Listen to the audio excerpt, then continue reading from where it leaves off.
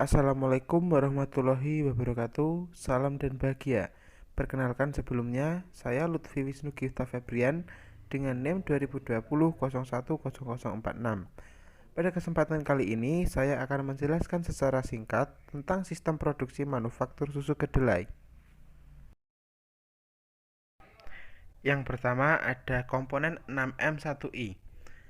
Dalam menjalankan kegiatan usaha produksi susu kedelai, di dalamnya terdapat komponen 6M1I yang berfungsi atau berguna mendukung berjalannya kegiatan usaha yang kita jalankan.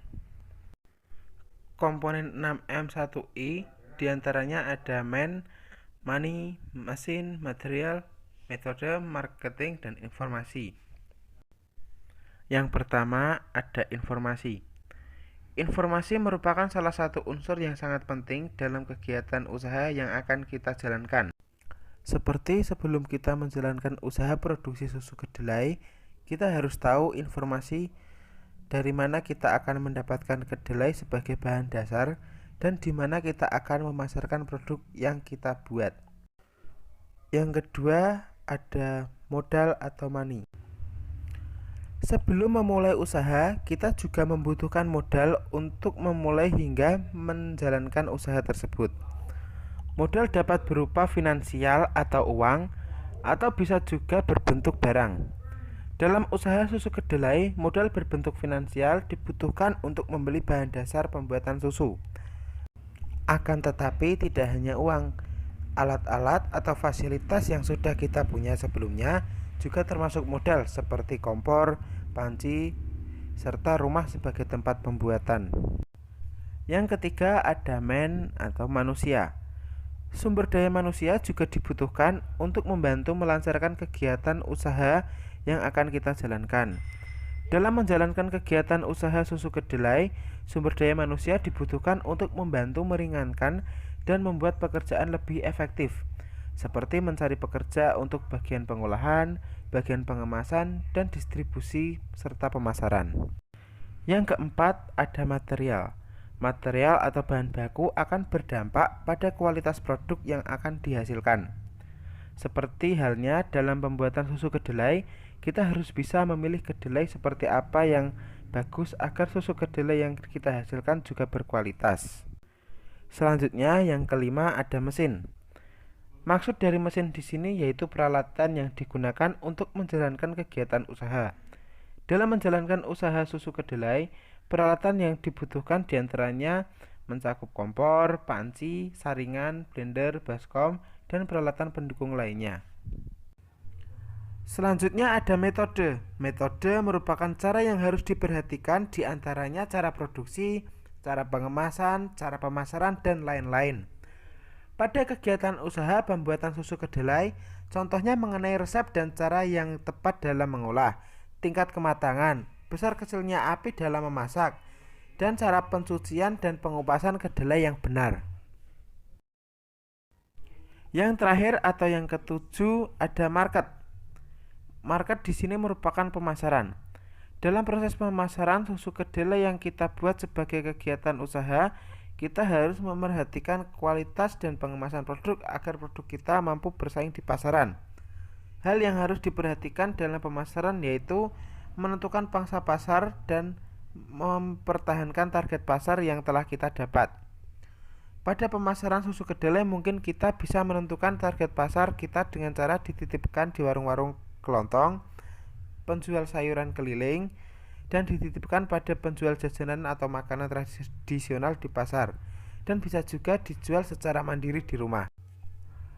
Selain itu, untuk mempertahankan dan menarik konsumen lainnya, mungkin kita bisa memberi promo atau diskon pada pembelian dengan jumlah tertentu, menambah varian rasa, dan tentunya tidak mengurangi kualitas produk yang kita buat. Selain dipasarkan secara langsung, susu kedelai juga bisa dipasarkan secara online melewati media sosial seperti story WhatsApp, Instagram, Facebook, dan lain-lain. Selanjutnya ada kerangka fluctuation. Random fluctuation merupakan faktor-faktor yang tidak dapat dikendalikan pada saat menjalankan kegiatan usaha produksi susu kedelai. Random fluctuation ada faktor cuaca, tenaga kerja dapat berkurang kapan saja, dan distribusi yang terlambat. Dalam bagian di situ juga tertera input yang melewati proses konversi dan menghasilkan output. Input pada kerangka fluctuation tersebut berupa kedelai. Lalu setelah melewati proses konversi, menghasilkan output yang berupa susu kedelai. Umpan balik pada kerangka fluctuation tersebut merupakan hal-hal yang dapat mendukung berjalannya suatu proses kegiatan usaha produksi susu kedelai. Hal-hal tersebut diantaranya ada fasilitas yang memadai dan harga yang diterima. Selanjutnya ada kategori sistem produksi. Kategori sistem produksi yang mungkin digunakan dalam menjalankan kegiatan usaha susu kedelai ini yaitu make to order atau MTO. Sistem ini merupakan sistem di mana produsen akan menyelesaikan pekerjaan akhir suatu produk jika ia telah menerima pesanan untuk produk tersebut.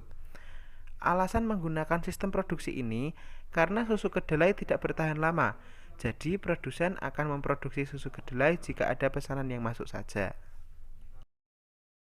Selanjutnya, ada sistem manufaktur dan sistem perusahaan yang saling terkait.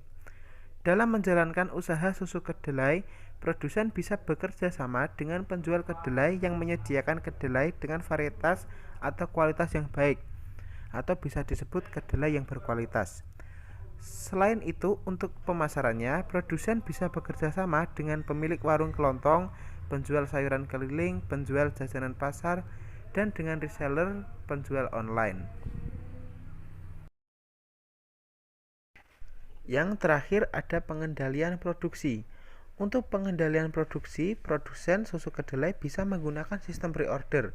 Alasan mengapa menggunakan sistem pre-order dalam menjalankan kegiatan usaha ini karena susu kedelai tidak bisa bertahan atau disimpan dalam jangka waktu yang cukup lama.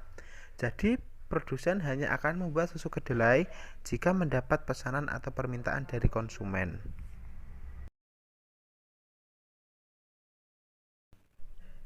Sekian penjelasan singkat dari saya. Mohon maaf jika terdapat banyak kesalahan atau kekurangan dalam penyampaian materi ini. Terima kasih. Wassalamualaikum warahmatullahi wabarakatuh. Salam.